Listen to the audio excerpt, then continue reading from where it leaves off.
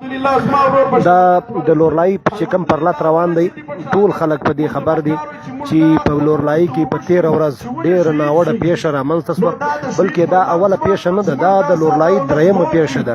د دې پیښې تر شا یو ډېر غټ کار روان دی، د ټولې جنوبي پښتونخوا ته جنګ راوړل پکار دی. دا پیښه په پښین کې هم سوی و، دا عمل په ژوب کې هم سوی و. نو پښین د لورلای چې دا کوم دغه رالی په لورلای کې دوی چانس پیدا کړي چې دوی لورلای کې دلته دغه د جنګ لړۍ دوامداره وساتي. نو دا پرلط به تر هغو پورې ناست وي چې تر څو پورې د ټولې جنوبي پښتونخوا مشران او یوه ګرینډ جرګه یې نه کړې.